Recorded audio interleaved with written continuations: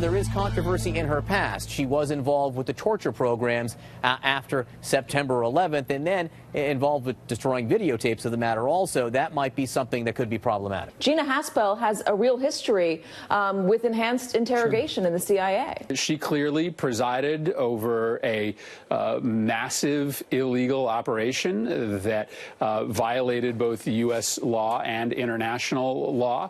I'm sure those orders came down from above her, but that is no excuse. So there you've got the mainstream media talking about how the president's pick to run the CIA has got a big problem with her past. The problem is, according to ProPublica, they have issued a correction. Turns out she was not involved in the interrogation of Abu Zubaydah.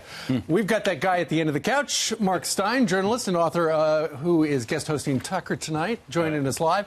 What do you make of this?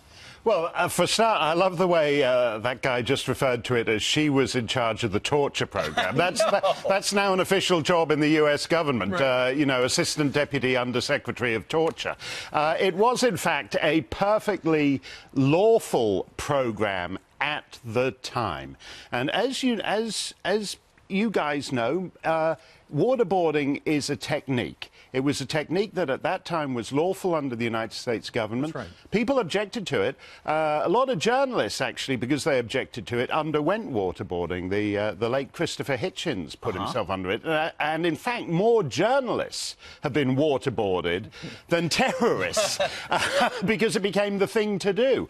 And I think this is completely ridiculous. It was a lawful policy. And it's no longer a lawful policy, but the idea that retrospectively that makes her a torturer. So her problem is she was too tough on terrorists. Yeah, yeah. That's why we shouldn't like her. And I don't think people are. And I hate, one of the things I hate, I've become to loathe about the political culture generally, is the whole rear-view mirror thing.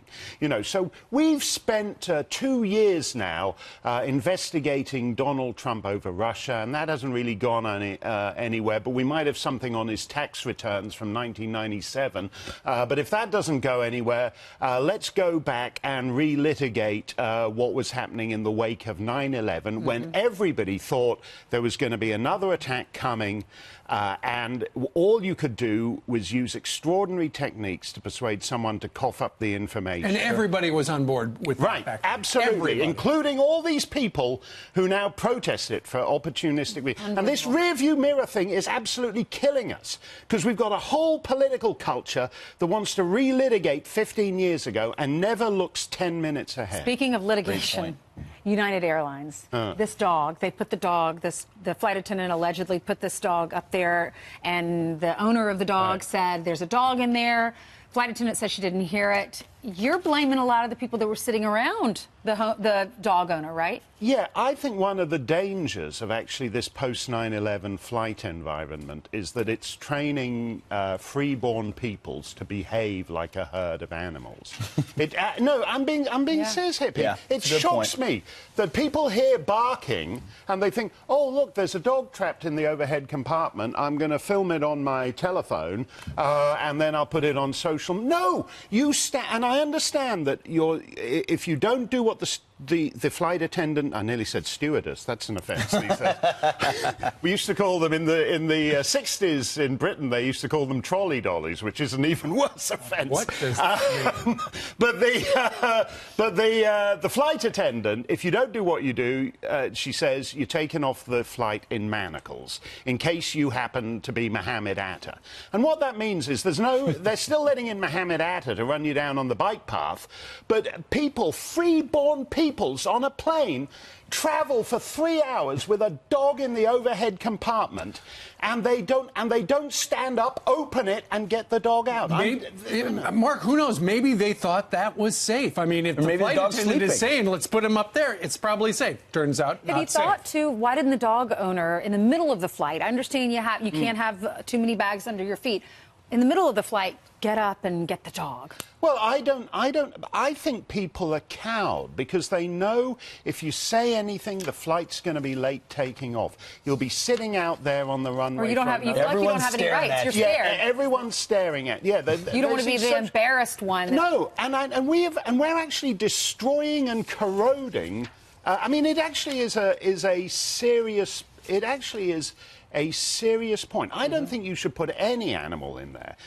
You know, St. Patrick, who supposedly drove the snakes out of Ireland. Right. He didn't do it by sticking them in the overhead bin and flying them from Dublin to Heathrow.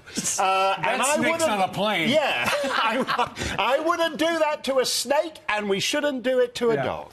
You know, there's a big question. That's history. Glad you made that That's correlation. history. He drove this. I don't know. Similar but different. Mark, I don't know if you have had your midlife crisis yet, but apparently it turns out more than half of millennials are going through their own quarter-life crisis. Yeah. No, and the minute I read about millennials going through a quarter-life crisis, I strangely had a premature 15/16 life crisis. I'm not sure I want to live in the same world as these people. I kind of understand it because we prolong adolescence now until basically until the age of 30, and then you start your adult life. And so you wake up in early middle age, and you're living in your parents' basement, and you've got 6 figures of college debt. There is an unattractive side to millennials. In some ways, they're the most privileged group of people in human history. But there's also something tragic because of this whole business of deferred adulthood that leaves them ill-equipped for adulthood. Yeah, isn't it the crisis the rest of us went through when we had to go off to college? You cut the cord and you're like, hey, I'll see if I succeed or fail. When you prolong that, it just prolongs the crisis. No, and I think that's true. And I think, you know, if you were talking about JROTC and everything, I mean, it's very moving, actually. If you visit Wargrave Cemetery, I've visited the Canadian Commonwealth War Grave cemeteries in Normandy, and you look at the age on those markers. Yes. Those guys, they're like 17, 18, 19, but they were men.